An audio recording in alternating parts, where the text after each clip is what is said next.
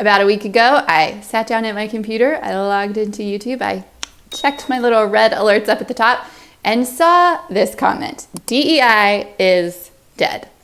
Now, there's obviously a lot going on in America right now in terms of DEI programming and funding, what that does or doesn't look like. So I understood where this comment was coming from. I think there's a couple of different ways that it could be taken, but whether or not that means DEI as a concept, diversity, equity, and inclusion, no longer are in existence, or programming and funding for DEI no longer exist. There's lots of thoughts and feelings circulating right now about this topic. Myself being one of the people who has lots of thoughts and feelings circulating about this topic. So we're going to dive into it. Why am I talking about it? Who am I talking to? Talking to anyone who has an interest in DEI and how that impacts themselves personally, or the world, or your workplace, or your school. There's a lot of different ways that this could be intersecting with people's lives right now. So if you are someone who is feeling the impact and is feeling overwhelmed, who's feeling curious, who's wanting to know more about it, who's looking for some reassurance or some understanding, I'm talking to you. Why am I talking about it? Hi, my name is Catherine Hubert. I am a small business owner in Greensboro, North Carolina.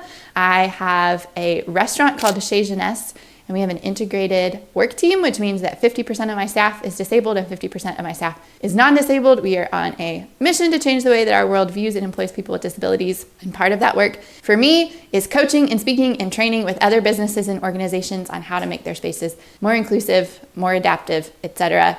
So disability historically hasn't really been very included in the world of diversity, equity, and inclusion. It's starting to be more recognized in that space, but is something that I've been pushing towards, and now a lot of that is changing. So I'm personally invested and interested in it. This is a realm of study and work for me. And today I'm going to talk a little bit about some of the pros and cons of DEI, where I feel like things could shift and change, but primarily to give you 3 steps, 3 things that you can do with no DEI funding. Spoiler alert, I don't think it actually costs money to promote equality. Alrighty, let's dive in. Number 1, educate yourself. Educate yourself about people and about brains that are different from your own. For me, I am a white female, mostly straight. I say mostly because Abby Wambach, but that means that I do and will continue to learn about Black and brown lives, about queer lives, about disabled lives. A good rule of thumb is to look to the margins. Who does our country or our culture typically push there? And then read about their histories, read about the impact. Take time to understand and sit with and dissect and absorb that information. But this is a really important part of becoming a safe friend, a safe coworker, a safe employer, a safe teacher, a safe politician, a fill in the blank. But this is a really great step to start with, and we can do that through books, through movies, through podcasts, through news articles, through documentaries, through social media. There's so many different platforms and ways that we can absorb information. Most of those are free. Some of them cost some money, but very, very small. So this is a great place to start from. Thanks for being here. If you're new, please hit the like and subscribe button. We would be so glad to have you join this community. Number 2, listen. Now that we're educating ourselves, it's important to also listen. Those 2 things are different. It's one thing to read a book, to watch a movie, to follow somebody on social media, but it's another thing to really open up our ears and be generous with our time and our listening. Hopefully that's happening in real relationships and with people that we're interacting with in our lives, whether that's through our work, through our school, through our friendships.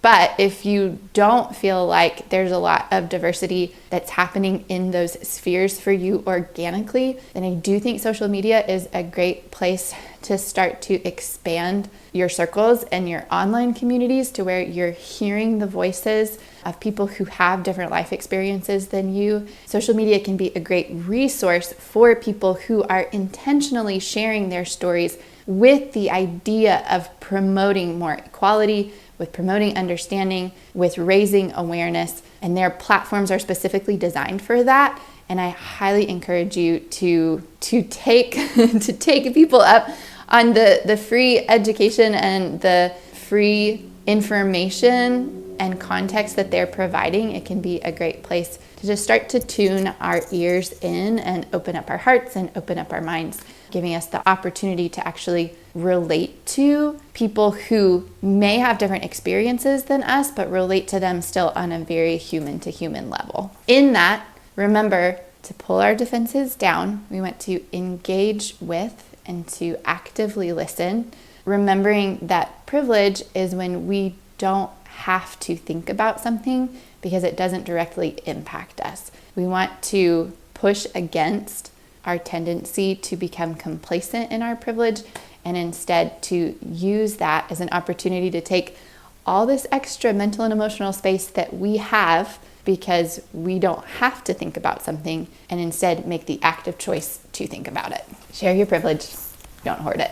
Number 3, pay attention to where your dollars are going. This is one that actually might save you money. Look at the companies that you support, the vendors that you purchase from, where are your dollars going, and then what policies and practices do those companies have in place, or which companies have decided to get rid of those practices and policies, and then decide where you want your money to go. This is a really impactful and powerful way to make a stance, and oftentimes it can be easy to think, but there's not a lot of my money going in that direction, so does it really matter? But it does matter. There's collective buying power that does make a difference, especially in a culture that's as consumeristic and capitalistic as the one that we live in. Where our money goes does make a difference. It does set a tone. It does make a statement. And so evaluating where our dollars are already going and then making decisions to put that money towards other businesses, other companies that are supporting the values that we believe in. So for me and my business, that means that we're changing the way that we make purchases with Amazon after they recently changed their DEI practices when executive orders and whatnot went out several weeks ago. So we've canceled our annual Prime membership.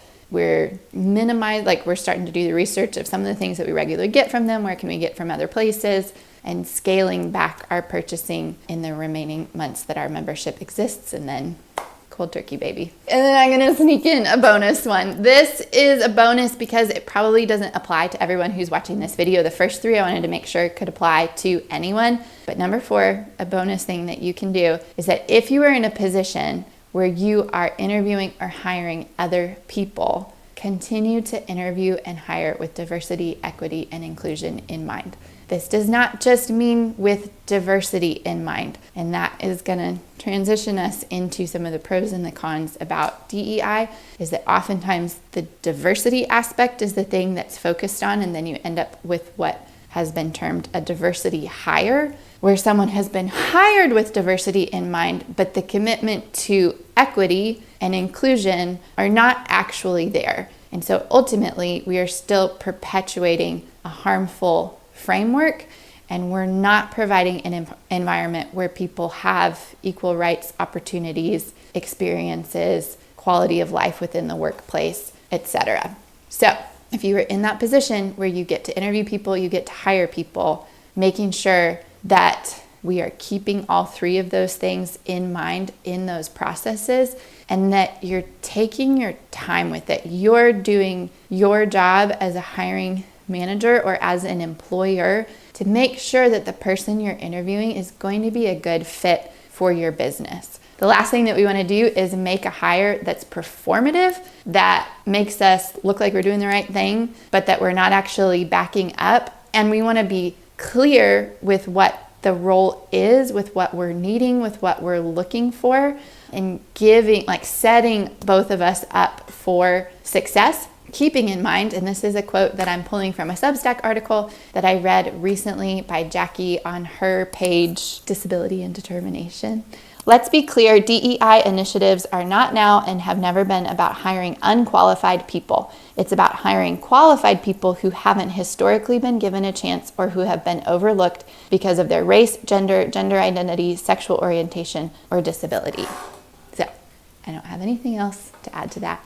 We're going to move on. Thanks for sticking with me if you're still here. So, some pros and cons for DEI as a whole. Pro, absolutely, yes, the concept of diversity, equity, and inclusion. I don't feel like that I need to elaborate on that much further, especially not in the context of this video. I do think that the way that DEI has been practiced has not always achieved the goal of why it's there in the first place. I do think that people who are in power still oftentimes misuse or abuse within the framework of diversity, equity, and inclusion. All that to say, I'm not going to go too far into it for today, since that wasn't the original theme of this video, but wanted to acknowledge that this is kind of a messy topic. There's a lot that's surrounding it, that's under it, that's changing about it. I would be a person who advocates for there to be change within the way DEI operates. I'm not for getting rid of it altogether, and I'm certainly not for what that means in this country in terms of revoking rights and privileges and safety and freedom from people who already have been marginalized and othered. I think there are a lot of concerns and a lot of fears that I have for what that means for our country and what that means for so many of the people who live and who work in this country. So that feels like a lot to try to dissect all at once, which is why we're not going to do it. But yes, I'm for DEI as a concept. I do think that some of the ways that it's operated has been dysfunctional and has still perpetuated harm. I'm not advocating for getting rid of it because of the motives and implications that are behind that with the administration that we have. So, all of that being said, as of now, we still, as a people and as businesses, have power to make decisions for ourselves and what that looks like. So my encouragement for you is to take it seriously for yourself. And if you are a business owner, if you are part of a business where you have say and you have power, to continue to push for, to advocate for what equality and diversity within our world and our workplace look like. That's it for today. Thoughts, comments, questions, all of it, hit me below in the comments.